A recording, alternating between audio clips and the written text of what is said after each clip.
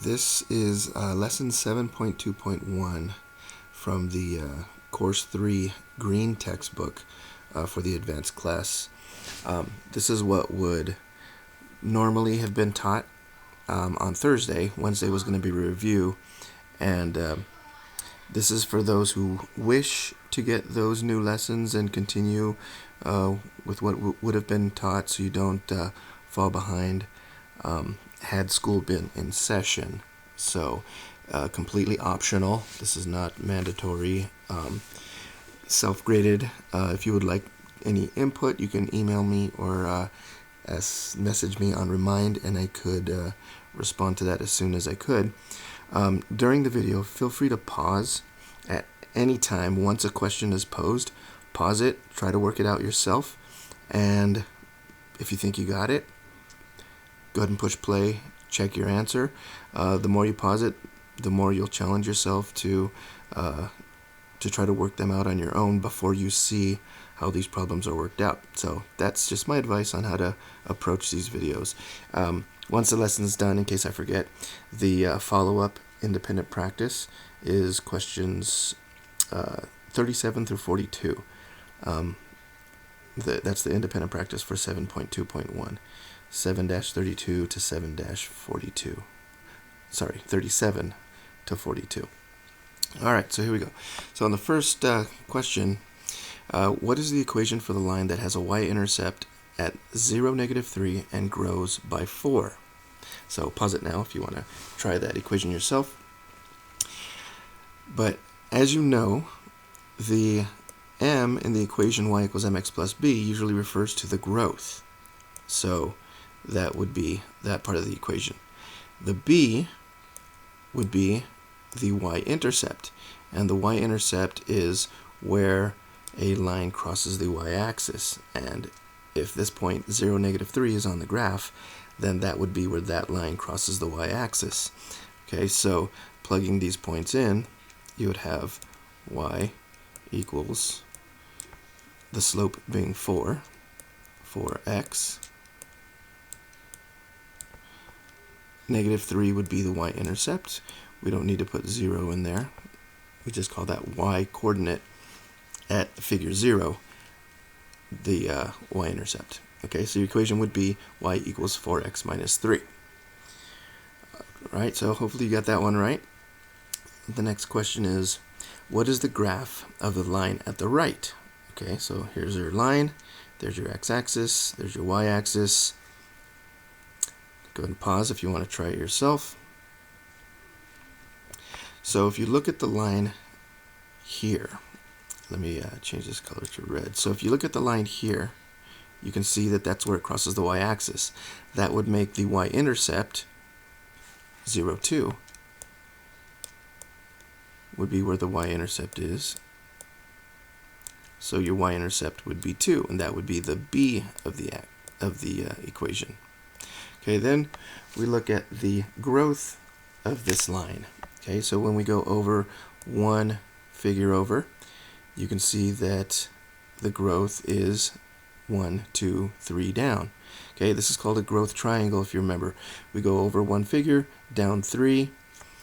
If we go over one figure again, you can see that that straight line is again down 3. Okay, so the growth triangle shows us that the growth, or the m, is 3 in the negative direction. So that would make this equation y equals -3x plus 2.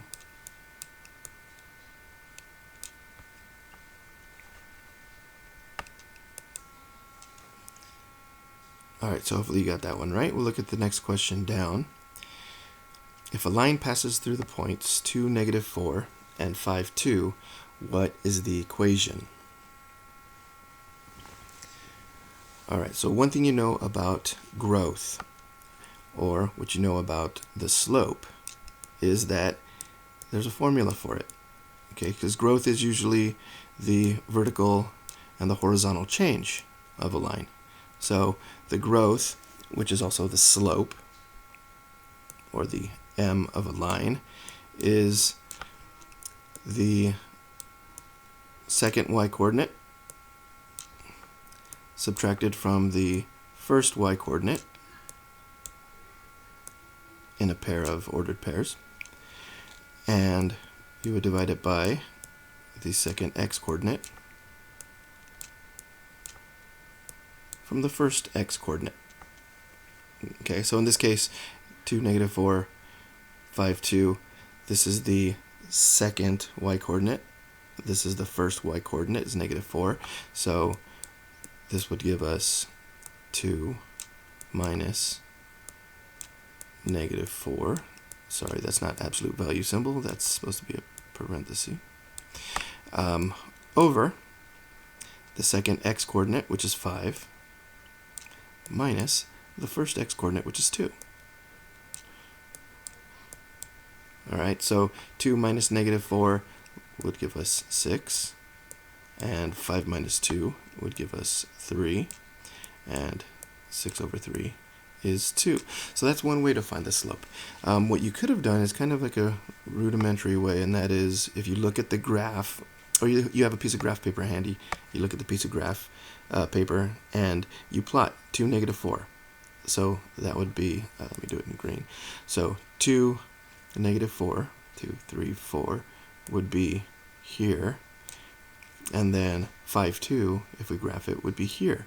So if we were to draw a line that would go through this, then that line, you can try to see if there's some kind of a growth triangle, right? What would happen if you go over 1, and you can see it's over 1, up 2, over 1, up 2. So that's another way that we would be able to get the slope. So regardless, the slope is 2.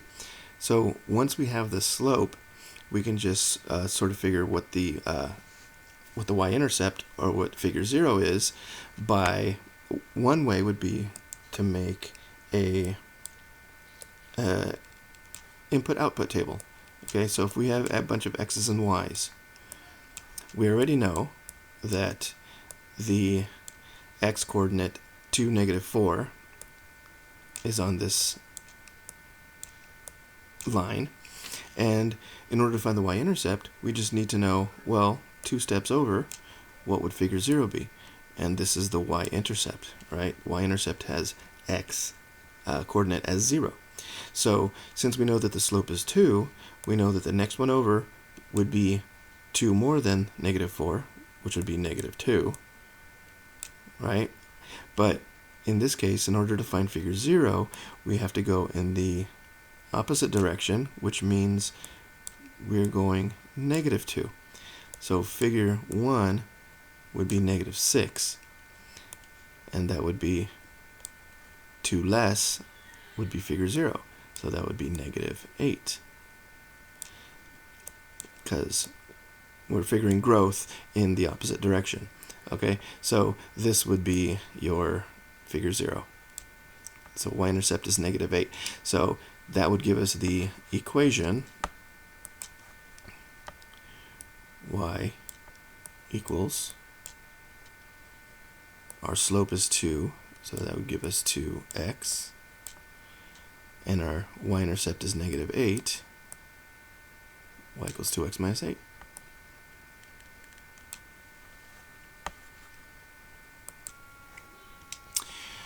Okay, so our next question, looking at this table, what is the equation for the line that is represented by this table?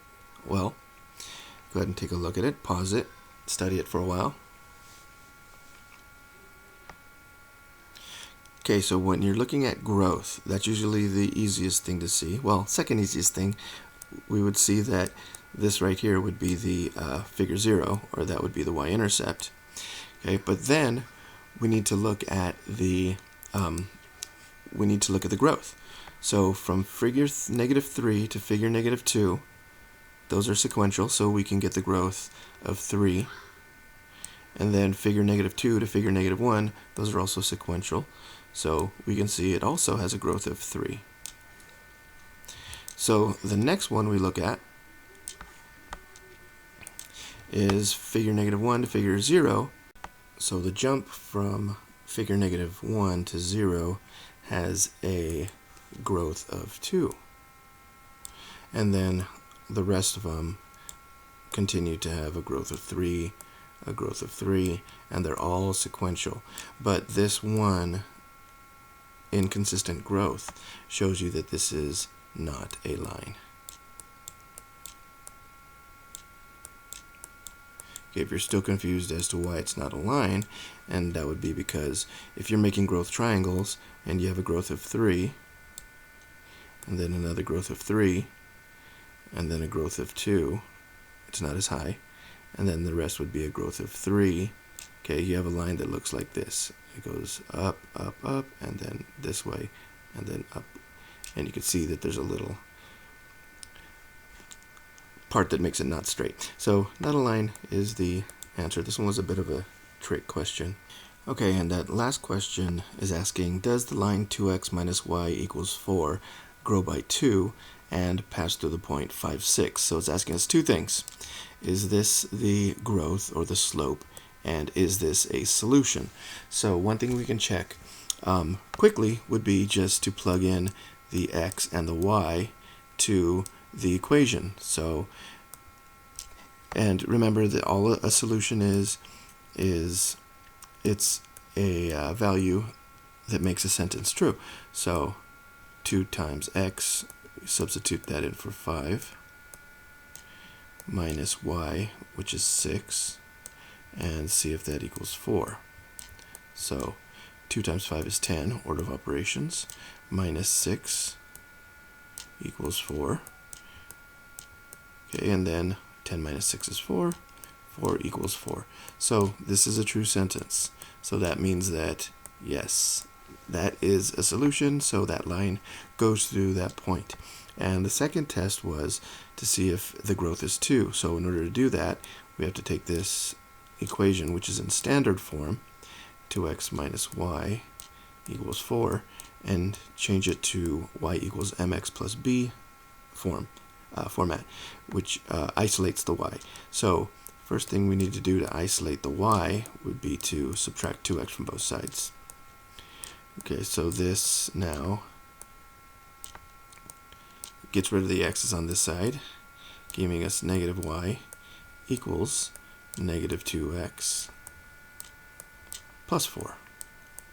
And we're trying to isolate and solve for y, so we're going to need to do this mathematically. We can't just change that to a positive.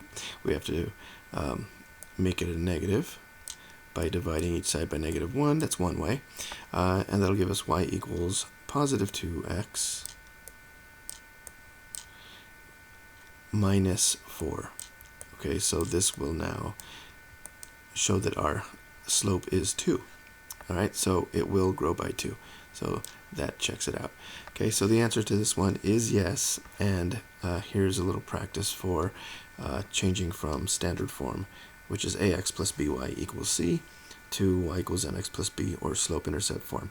Now, just a reminder, the follow-up for this is independent practices, questions number 37 through 42. And don't forget, you have the available help at sso.cpm.org, and everyone should have their Google sign-ins, which you can use to get on that. That's sso.cpm.org. There's homework help link there for every one of the independent practice problems, but feel free to email me or message me on Remind if you have any questions on any of those.